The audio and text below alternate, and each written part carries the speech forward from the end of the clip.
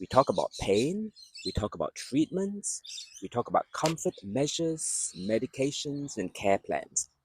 But what goes unspoken is this: the loneliness at the end of life. Many people feel profoundly lonely at the end of life, even when they are well cared for. So today's conversation is not only about medical, it is personal. I'm speaking as a doctor, but also as a son. That loneliness does not always look obvious. It's there even though when families visit regularly, when doctors and nurses are attentive, when everything appears to be done properly. Loneliness at the end of life is not simply about being physically alone. It is something deeper. It is the feeling of being unseen, unheard, and no longer fully part of this living world. It is the quiet sense that your inner life is no longer shared. You are still cared for, often very well, but you begin to feel like an object of care, talked about, managed, and supported, rather than the subject whose voice and wishes and the inner world still matter. As people age and become frail or unwell, their social world shrinks. A spouse may have died. I've seen this not only in patients, but in my own family. My parents passed away 2 years apart. My mother's death came quickly, just 4 months after her cancer diagnosis, and my father's, his decline from dementia was slower and more gradual. The timelines were different, but in both cases, I saw how quickly the focus shifts to activity, appointments, pain control, home help, logistics. When illness moves quickly, there is little time to sit and simply be. Everything feels urgent, everything feels necessary. You move from task to task. The speed of illness is one thing, the shrinking of a life is another. Often it has been building quietly for years. Friends may be unwell themselves or drift away. Roles that once gave structure and meaning disappear. Work ends, independence narrow, and along physical decline, there is often a growing sense of invisibility. Modern medicine is very good at addressing physical suffering. In Australia, the UK, the US, and other Western systems, palliative care has made enormous advances in pain control and symptom relief. This is something to be deeply grateful for, but medicine is far less comfortable addressing loneliness. What makes this harder is that as a society, we are uncomfortable with death. We avoid it, we soften language, we distract ourselves, and because of that discomfort, families often don't know how to be present with someone who is dying. They worry about saying the wrong thing, they worry about upsetting their loved ones, they worry about their own fear.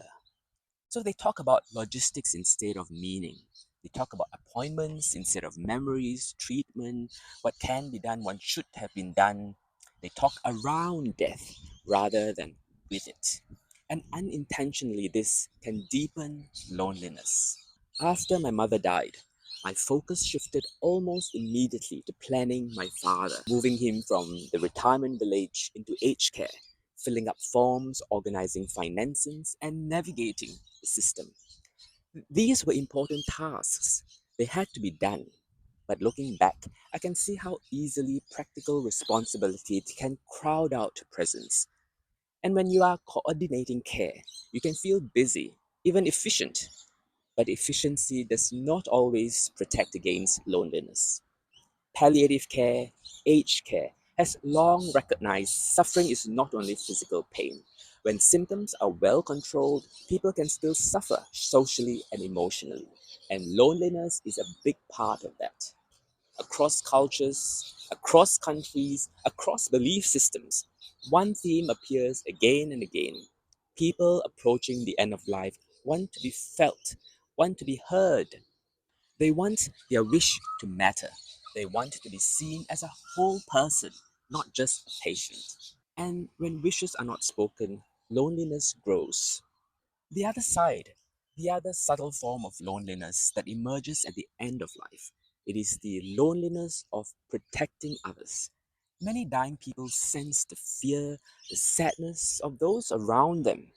They don't want to burden their family. They don't want to make things harder. So they hold back. They minimize their fears. They avoid certain conversations. From the outside, it may look like calm acceptance. Inside, it can feel very alone. So, what can we do? Not more, not louder, but deeper. Supporting someone at the end of life does not require perfect words. It does not require constant talking.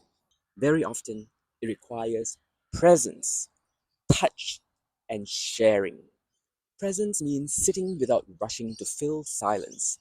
Presence means allowing fear, sadness, gratitude, regret, and love to coexist. Physical contact can be a part of presence. If it is welcomed, a hand held steadily, a warm palm resting on the forearm, a slow stroke over the back of the hand, adjust the blanket gently, a light touch on the shoulder that says, I'm here. These small contacts can carry a message that words cannot. You are not alone, and I'm not afraid of being near you. That's what I tried to do with my father. I sat with him quietly. He didn't speak much, and I didn't have to speak. Sometimes I might ask him a question of two. I would hold his hands and let him know I'm here, even though his eyes are closed. And if touch is not wanted or not possible, your calm closeness can do the same work. Sitting where they can see you or hear you, being unhurried and staying. Sometimes the most powerful thing you can say is nothing at all, while staying fully there. It also means helping someone remain connected to who they are, not just what is happening to them. Talk about their life, their contribution, their successes, the family, and what they have done in their life. Ask about memories, invite stories, and reflect back what you have shared together.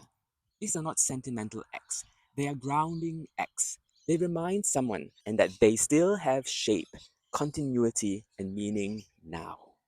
Being present takes effort. It is not easy. We all know what it is to be physically present but mentally absent. Another important aspect is keeping small choices alive even when big ones are no longer available to the person.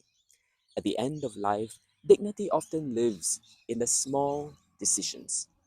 Who comes today and who doesn't? Whether the room is quiet or has gentle music, whether the light is on or off, bright or soft, that matters. What they wear, is it comfortable?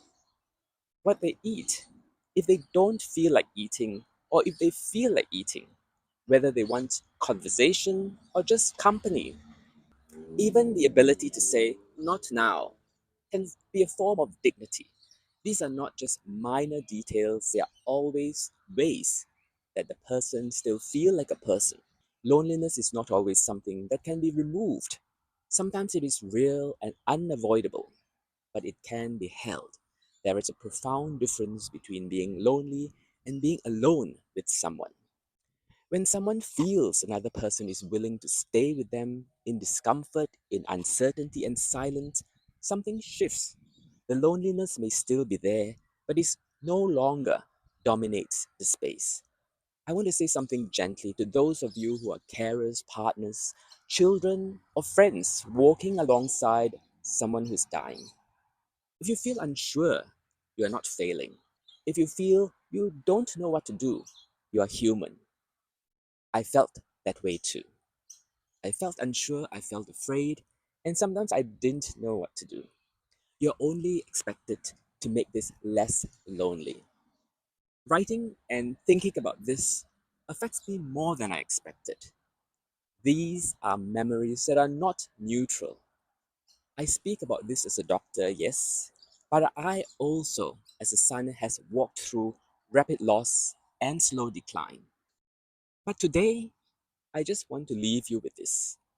At the end of life, What people remember is not how efficiently things were managed, it is how present others were, whether they felt accompanied, whether they felt seen, heard.